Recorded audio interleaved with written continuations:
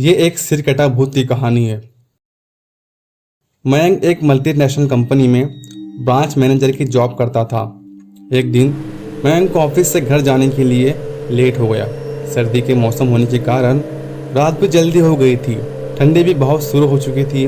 रास्ते में चलते चलते मयंक को अचानक एक आवाज़ सुनाई थी, रुक जाओ। मयंक वहीं पर ही रुक गया और पीछे मुड़ के देखा, लेकिन पीछे कोई भी नहीं था। फिर से वही आवाज़ सुनाई दी, सामने देखो। जैसे ही मयंक ने सामने देखा तो उसे जमीन पर कुछ चमकती हुई चीज दिखाई दी। मयंक दौड़ के उस चीज के पास गया और देखा तो यह कोई साधारण चीज नहीं बल्कि एक चमकता हुआ हीरा था। उसने वह हीरा अपने हाथ में लिया। उसकी चमक देखकर मयंक की खुशी का ठिकाना नहीं रहा, लेकिन मयंक को कहाँ पता था यह कोई साधारण हीरा नहीं बल्कि एक मायावी हीरा है। अचानक उस हीरे में से आवाज आई, अगर तुम्हें और हीरे चाहिए तो इस जमीन को खोदो। इस जमीन के नीचे बहुत सारे हीरे हैं। मयंक खुश हो गया। उसने उस हीरे को अपनी जेब में डाला और जमीन खोदना शुरू किया। करीब 2 फीट खोदने के बाद अचानक मयंक डर के मारे चिल्लाने लगा। इसके कारण उसका संतुलन खो गया और जमीन पर गिर पड़ा, क्योंकि उस गड्ढे में हीरे मोती नहीं बल्कि किसी इंसान का कटा हुआ सर मिला। अचानक वह सर हवा में उड़ने लगा और बोला, डरो मत, मैं तुम्हें कोई हानि नहीं पहुंचाऊंगा। मैं तुम्हें बहुत सारे हीरे जवाहरात भी दूंगा।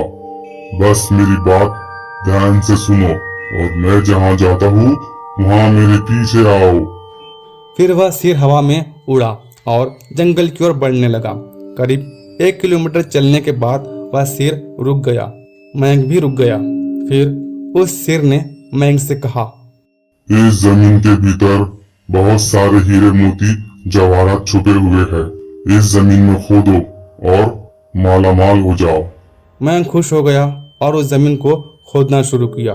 खोदते खोदते उस जमीन के नीचे हीरे मोती तो नहीं बल्कि उस कटे हुए सिर का धड़ मिला। उस कटे हुए सिर ने कहा, अब तुम्हें एक आखिरी काम करना है। उसके बाद मैं तुम्हें मालामाल कर दूंगा। तुम्हें कहीं से भी मेरे लिए एक लोटा खून लाना होगा। मयंक ने बोला, 1 लोटा खून? पर मैं 1 लोटा खून कहाँ से लाऊंगा? उस सिर ने कहा। चलो मेरे साथ। वह डरावना चेहरा मयंक को साथ लेकर थोड़ी दूरी पे गया। वहां उसे एक इंसान को जाते हुए देखा। वह सिर बोला, उस इंसान को मारकर उसका खून लेके आओ। मयंक डर गया और बोला, नहीं नहीं, यह मुझसे नहीं होगा। मैं यह नहीं कर सकता।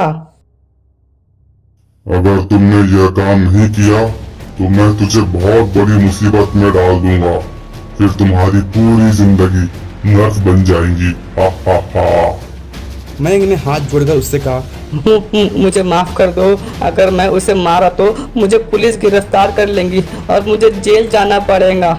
उस सिर ने अपने तंत्र मंत्र की शक्ति से एक छुरी और एक लोटा बना दिया और गुस्से से बोला, अगर तुम मेरा यह काम नहीं करोगे तो मैं तुम्हारे पूरे परिवार को मौत के घाट उतार दूंगा।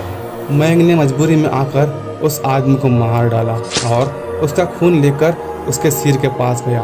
वो सिर खून को देखकर बहुत खुश हुआ और बोला, यह खून मेरे शरीर पर डाल दे।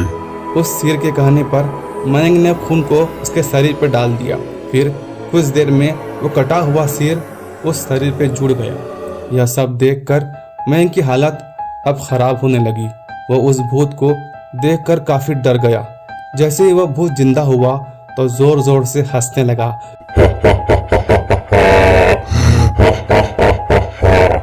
और डरावनी आवाज में बोला, तुमने बहुत बड़ी गलती कर दी कि तुमने मुझे फिर से जिंदा कर दिया। हा हा हा हा हा। अब मैं सिर्फ तुम्हें ही नहीं बल्कि इस पूरे शहर को मौत के घाट उतार दूंगा। डर के मारे मयंक के मुंह से आवाज भी नहीं निकल रही थी। वह अपनी जान बचाने के लिए वहां से दौड़ा, लेकिन उस भूत ने छलांग लगाकर मयंक को जमीन पे गिरा दिया और बोला, मुझे बहुत भूख लगी है। अब मैं तेरा मांस खाऊंगा। जैसे ही वह भूत मयंक को खाने के लिए आगे बढ़ा तुरंत ही उसका सिर धड़ से अलग हो गया। मयंक समझ नहीं पाया कि आखिर यह चमत्कार हुआ कैसे। जब मयंक ने पीछे मुड़कर देखा तो एक अघोरी बाबा खड़े थे। उस अघोरी बाबा ने कहा, जब तुम उस आदमी को मारकर उसका खून ले जा रहे थे तभी मैंने देख लिया था और समझ गया था कि कुछ तो बुरा होने वाला है, इसलिए मैं तुम्हारे पीछे पीछे यहाँ तक चला आया और मैंने अपनी मंत्र की शक्ति से उस भूत को फिर से मार दिया। अब तुम निश्चित होकर अपने घर जाओ, अब तुम पर कोई खतरा नहीं है। आज भी मयंक जब उस हादसे को याद करता है तो उसकी रूह कांप जाती है। अगर आपको मेरी ये कहानी ज़रा भी पसंद आई है तो प्लीज़ वीडियो को लाइक करें और शेयर करें, और चैनल पर नए हो तो प्लीज़ सब्सक्राइब करें ताकि ऐसे अच्छे अच्छे वीडियोस मैं आपके लिए आगे भी लाता रहूं।